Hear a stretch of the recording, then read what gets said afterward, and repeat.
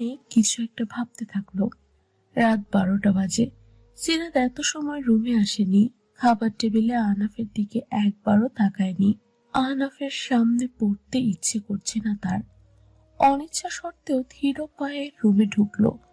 রুমে চোখ বুলিয়ে দেখলো আহনাফ কোথাও নেই। বারান্দার কাছে যেতেই বুঝতে পারলো আহনাফ বারান্দায় দাঁড়িয়ে কারোর সাথে কথা বলছে। সিরাত দ্রুত বেড থেকে বালিশ নিয়ে সোফায় শুয়ে পড়ল। গায়ে একটা কাঁথাও মুড়িয়ে নিল। খানিক সময় পর আহনাফ রুমে আসলো। সোফার সামনে এসে দাঁড়িয়ে নির্বিকার চোখে সিরাতের দিকে তাকিয়ে থাকলো। তার সিরাতের সাথে কিছু কথা ছিল। অনেক সময় অপেক্ষা করেছিল সিরাতের জন্য, কিন্তু সিরাত এত সময় রুমে আসেনি। একটা কল আশায় বারান্দায় গিয়েছিল। এখন রুমে এসে দেখে সিরাত ঘুমিয়ে গিয়েছে। কাঁথা গায়ে মুড়িয়ে থাকার ব্যাপারটা খেয়াল হতেই আহনাফ বিরক্ত নিয়ে বলল, আসলে বিরক্তিকর, এই গরমে কাঁথা মুড়িয়ে শুয়ে আছে। কথাটা আহনাফ জোরে বলায় সিরাতও শুনতে পেল। সে ঘুমায়নি, চোখ বন্ধ করে রয়েছে। মনে মনে বলল, আর আপনি তো আসলে মিস্টার ক্যাকটাস, যার ব্যবহার কাটার মতো। আহনাফ রুমের লাইট বন্ধ করে বেডে শুয়ে পড়ল। জানালা দিয়ে রুমে মৃদু আলো এসে পড়ছে। আকাশে জ্বলছে অসংখ্য তারা, সাথে চাঁদের আলোয় আলোকিত বাইরের পরিবেশ, যার খানিকটা ছোঁয়া ভেতরের পরিবেশও পাচ্ছে। রুম জুড়ে চাঁদের আলোয় আলোকিত ভেতরের পরিবেশ। সকাল হয়েছে অনেক আগেই। সিরাত আর মোড়া ভেঙে বসে রইল। মাত্রই ঘুম থেকে উঠেছে। ঘুম ঘুম চোখের সামনে তাকাতেই আহনাফকে দেখে চমকে উঠল। দ্রুত চোখ কচলে আবার সামনে তাকালো। আহনাফ তার সামনে দাঁড়িয়ে রয়েছে, হাতে একটা ব্যাগ যা সিরাতের দিকে এগিয়ে ধরে রেখেছে। আহনাফ ইশারায় সিরাতকে ব্যাগটা নিতে বলল। সিরাত বিস্ময় নিয়ে ব্যাগটা হাতে নিল। ব্যাগ খুলে দেখলো ভেতরে একটা বাক্স রয়েছে। বাক্স হতে নিতেই পুনরায় বিস্ময় চোখে আহনাফের দিকে তাকালো। এইভাবে তাকিয়ে আছো কেন? ভ্রু কুঁচকে আহনাফ বলল। সিরাত এখনো বিস্ময় নিয়ে আহনাফের দিকে তাকিয়ে রয়েছে। আহনাফ বিরক্ত ভাব মুখে ফুটিয়ে সিরাতের হাত থেকে বাক্সটা নিল। বক্সের ভেতর থেকে ফোন বের করে চালু করে সিরাতের দিকে এগিয়ে দিল। সিরাত বিস্ময় নয়নে হাত বাড়িয়ে ফোনটা হাতে নিল। আহনাফ নির্বিকার কণ্ঠে বলল, ফোনের ভিতর সিম আছে, আর আমি সবার নাম্বার এতে সেভ করে দিয়েছি, আর আমার নাম্বারও রয়েছে। আমার নামে খোঁজ করো, পেয়ে যাবে।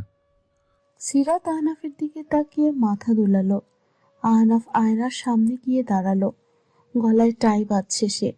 সিরাত গম্ভীর কণ্ঠে বলল, কোনো প্রয়োজন ছিল না ফোন দেওয়ার। এমনিতেও আমাকে বিয়ে করে আমাকে করুণা করেছেন, এটাই তো অনেক। আমার জন্য আপনাকে আর কিছুই করতে হবে না। আহনাফ আয়নায় দিয়ে সিরাতের প্রতিবিম্বের দিকে সরল চোখে চেয়ে রইল।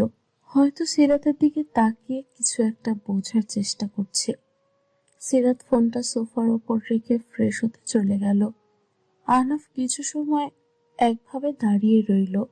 সিরাত ওয়াশরুম থেকে বেরিয়ে দেখলো আহনাফ রুমে নেই। সিরাত এক পলক ঘড়ির দিকে তাকালো।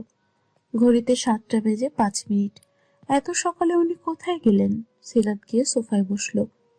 আহনাফ সব গুছিয়ে রেখে গেছে। বিছানা পরিপাটি করে গোছানো, সোফায় থাকা বালিশ আর কাঁথা গুছিয়ে রেখে গেছে। এই দিনে সিরাত এইটুকু বুঝে গিয়েছে আহনাফ অনেক পরিপাটি। সিরাত হাতে ফোনটা নিয়ে অনেক সময় নেড়েচেড়ে দেখলো। দেখে মনে হচ্ছে অনেক দামি। আমাকে এত দামি ফোন কিনে দেওয়ার কোনো মানেই হয় না। করুণা করে একটা নর্মাল কম দামি কিনে দিলেও হতো, তাতেই আমি অনেক খুশি। কথাগুলো মনে মনে বলে সিরাত নিচে চলে গেল। সিরাত নিচে নেমে রান্নাঘরে চলে আসলো। নাদিয়া বেগম রুটি বেলতেছিলেন। সিরাতকে দেখে বললেন, আহনাফ চলে গেল আর তুমি এত পরে নিচে নামলে যে? ছেলেটা যাওয়ার সময় একবার নিচে আসতে। ছেলেটা 7 দিনের জন্য মেডিকেল থেকে ক্যাম্পিং এ গেল। সিরাত অবাক হলো কিছুটা। সে তো কিছুই জানে না, অবশ্য জানার কথাও না। সেই অধিকার তার নেই। নাদিয়া বেগম একটা দীর্ঘশ্বাস ফেলে বললেন, অবশ্যই আহনাফ যেরকম ব্যবহার করে তোমার সাথে, তাতে তোমার দূরে থাকারই কথা। কিন্তু আহনাফ তোমাকে মন থেকে না মানলেও তুমি আহনাফের স্ত্রী। নিজের অধিকার ছেড়ে দিও না, নিজের অধিকার বানিয়ে নিতে শিখো। সিরাত কি বলবে কিছু বুঝতে পারছে না, চুপ করে দাঁড়িয়ে রইল। সিরাত তার চাচার বাসায় এসেছে কিছু সময় হলো। নাদিয়া বেগমের পারমিশন নিয়ে চলে এসেছে সকাল সকালই। কিছুতেই তার মন টিকছিল না এই বাসায়। সিরাত এক কাপ চা বানিয়ে এনে তার চাচার সামনে রাখলো। আজমল সাহেবকে আজকে সকাল সকালই রিলিজ করা হয়েছে। তিনি বিছানায় গা হেলিয়ে বসেছিলেন।